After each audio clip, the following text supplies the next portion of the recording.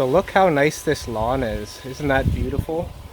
That is what a good lawn looks like. Tons of clover flowers coming up.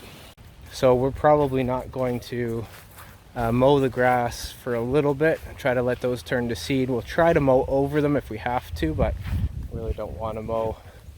And you know, look at the, I don't know if you guys can see the butterflies and stuff like that, how well that comes out, but there's a lot of insect activity in my lawn right now.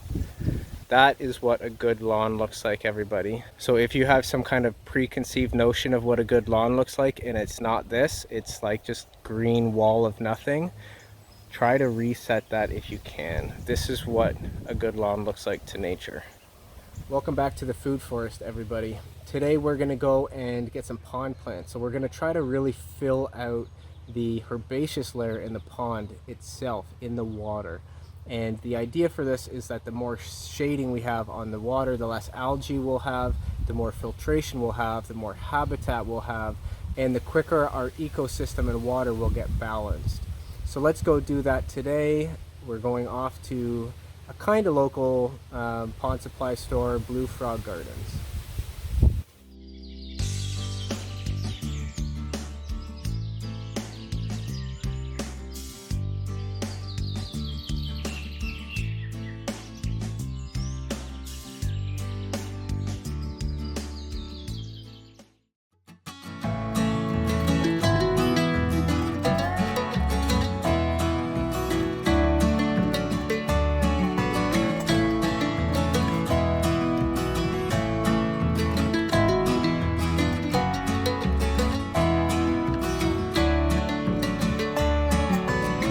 Blue Frog Water Gardens has been in Northumberland County up in Baltimore for 7 years now. We do plants, we sell pond equipment, pond supplies, pumps, filters, aeration systems. We work on large ponds as well in anything from 1/3 of an acre or larger, 2 acres, 4 acres. We build windmill aeration systems, we build solar aeration, and we have electric aeration systems. We rehabilitate stormwater ponds in subdivisions, added plants and fountains, and made it more of a friendly area for residents on a stormwater pond. And then the glamorous part of our business is we work on sewage lagoons. We aerate sewage lagoons. We work with municipalities or the septic pumping industry. So if people want to find you, where are you located? We're located at 4270 County Road 45 here in Coburg, 1.8 kilometers north of the 401. And our website's bluefrogwatergardens.ca, and our phone number is 905-373-5103.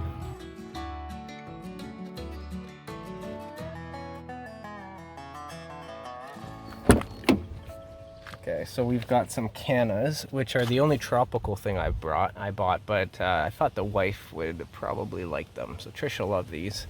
These ones all actually flower. And then we've got some arrowheads, which is an edible lily actually. So these are going to be fantastic in the pond. Okay, and we've got some native Canadian lilies. There's tropical lilies as well, but I like to try to stay native if I can. We've actually got some water hyacinth. So you know, before you scream at me, water hyacinth are not invasive here, so winter will actually kill these off. They're not a problem to get into our local waterways, so you can actually, they're not on the invasive list and you can buy them. But if you're down south somewhere where it's a little warmer, really be careful of the water hyacinths. By be careful, I mean don't whatever you do, put them in your ponds. We've got some more sweet flag. I absolutely love this stuff. The stuff that we planted last year overwintered and is up again in the pond, so that's a no-brainer that I'm going to go get more of that. And this is edible. The leaves are edible, but they're not choice, but the roots are actually edible. And then over there we've got some lotus, so we've got some cold hardy lotus. That'll be a really fun thing to try this year. So then we also took all their cardboard, which they were actually pretty pleased about, so that's kind of nice. Some free cardboard for sheet mulching as well, and then help them out as well.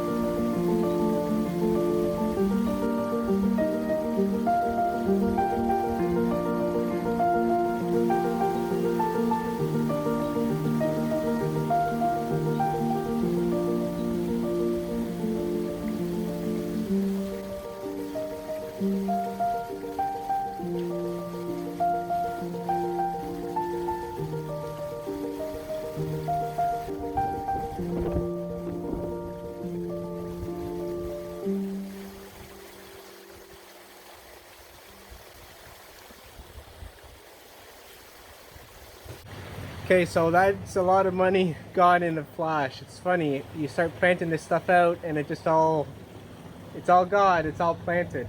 Hopefully this stuff grows, really spreads out and establishes in the pond, and then I don't have to keep spending that money, you know, over and over every year. Just the odd fun things to kind of top it up at the end of the season. I think it looks good. This black ring is basically to hold the water hyacinths together. They'll grow like strawberries with runners. And basically, as long as you hold one plant, you should hold a whole bunch of them.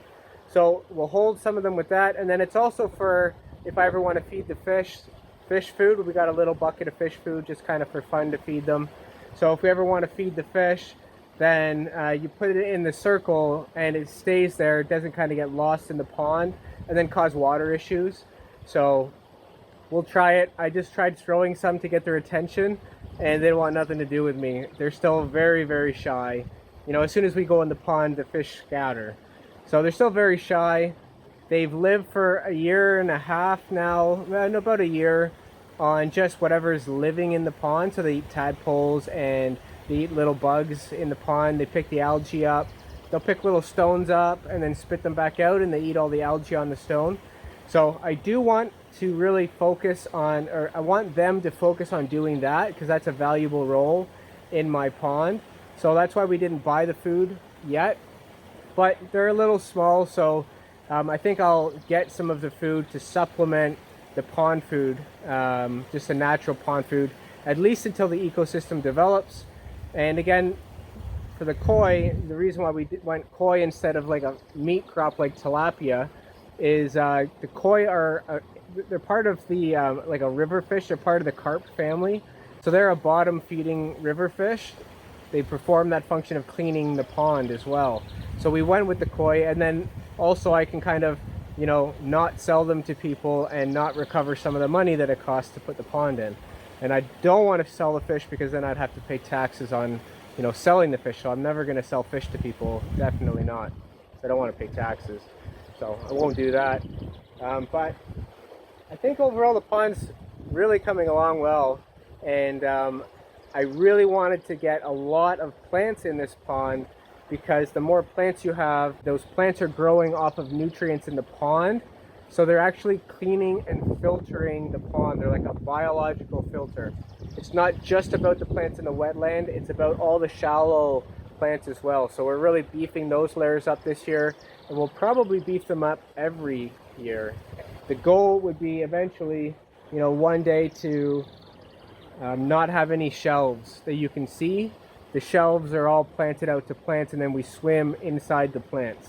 You know, not where they're creeping into the deep end. My wife would kill me if I let it get that crazy, but that is probably what optimal health would be, is just plants covering the whole entire pond.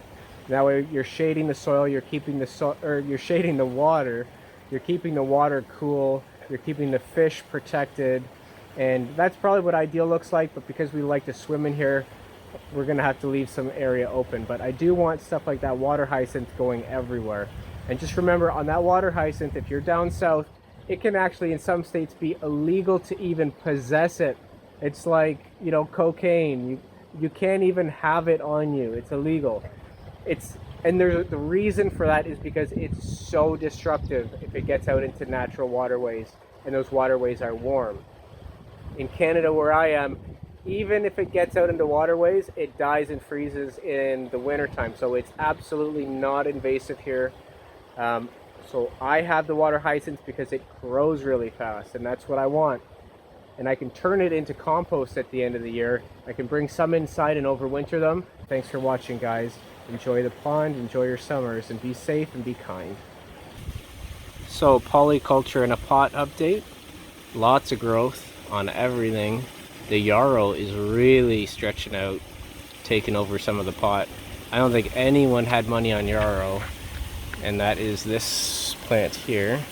A nice medicinal, pollinating, attracting herb. So no one had any money on yarrow, and it seems to be loving it.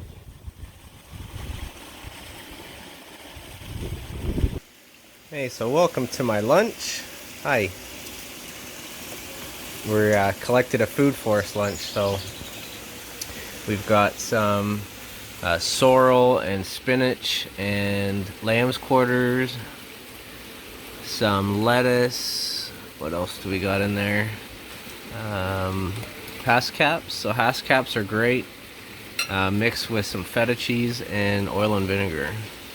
So a great healthy lunch, and 95% of it's basically free. And it's a nice restaurant that we're eating it at right now. Hey Harold, nice little spot.